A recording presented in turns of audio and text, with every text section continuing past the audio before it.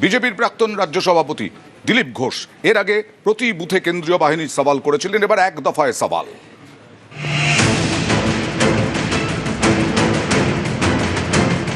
রাজ্যে বিধানসভা ভোট কবে থেকে শুরু হবে, কত দফায় হবে, এ নিয়ে নানা জল্পনা।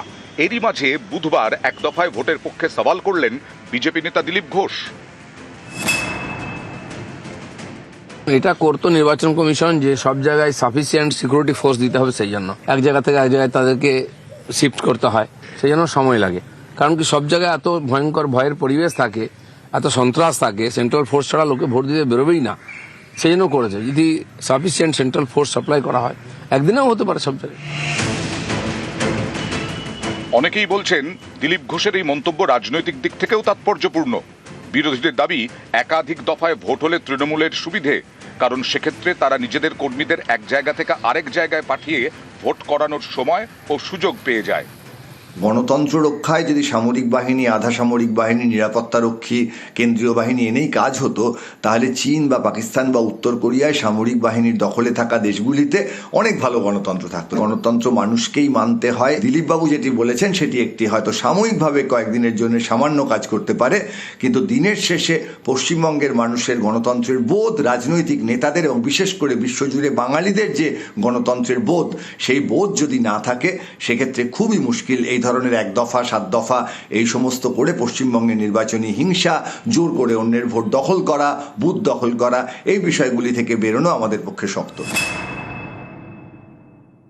গতবার তো 8 দফায় এনারাই করিয়েছিলেন, আমরা বারবার বলেছিলাম 8 দফা করবেন না, তখন কিন্তু এই দিলীপ ঘোষরাই বলেছেন না 8 দফাতেই হবে। এরা না ভোট এলে দেয়াল লেখেন, কিন্তু দেয়ালে লিখনটা পড়তে পারেন না, সেই কারণে এই ধরনের দিশাহীন কথাবার্তা বলছে।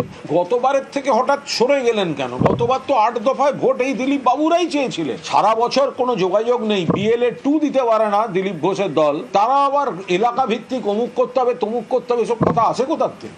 দিলীপদা রাজ্যের সভাপতি ছিলেন, দিলীপদার সাংগঠনিক চিন্তা ভাবনা নিয়ে দিলীপদার মতো করে বলেছেন, কিন্তু দিনের শেষে নির্বাচনটা তো কমিশন করবে, তুমি সেখানে যা বলার আমরা দলের পক্ষ থেকে আমরা আমাদের অবস্থান জানিয়ে এসেছি। প্রয়োজনে আবার সামনের দিনে আলোচনা আমরা আমাদের অবস্থান স্পষ্ট করব।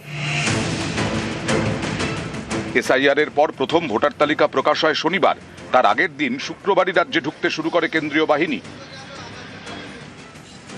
কলকাতা সহ একাধিক জেলায় কেন্দ্রীয় বাহিনীর জওয়ানরা রুট মার্চ করছেন। এই কেন্দ্রীয় বাহিনীর ব্যবহার নিয়ে এর আগেও সরব হয়েছেন দিলীপ ঘোষ, দাবি করেছেন বুথের ভেতরে কেন্দ্রীয় বাহিনী রাখার। বারবার ডিমান্ড করেছি যে বুথের মধ্যে যাতে সেন্ট্রাল ফোর্স থাকে। তো যদি এটা হয় তাহলে পশ্চিমবাংলার মানুষ যারা ভয়ে ভোট দিতে যান না তারাও দিতে যাবেন, ভোটের পার্সেন্টেজ বাড়বে এবং লোকে নির্ভয়ে ভোট দিতে পারবে, তাহলে টিএমসির পক্ষে টেকা মুশকিল আছে। এবার এক দফা ভোটের পক্ষে সওয়াল দিলীপ ঘোষের।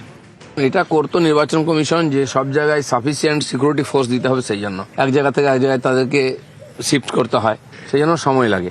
কারণ কি সব জায়গায় এত ভয়ঙ্কর ভয়ের পরিবেশ থাকে, এত সন্ত্রাস থাকে, সেন্ট্রাল ফোর্স ছাড়া লোকে ভোট দিতে বেরোবেই না, সেই জন্য করেছে। যদি সাফিসিয়েন্ট সেন্ট্রাল ফোর্স সাপ্লাই করা হয় একদিনেও হতে পারে সব জায়গায়।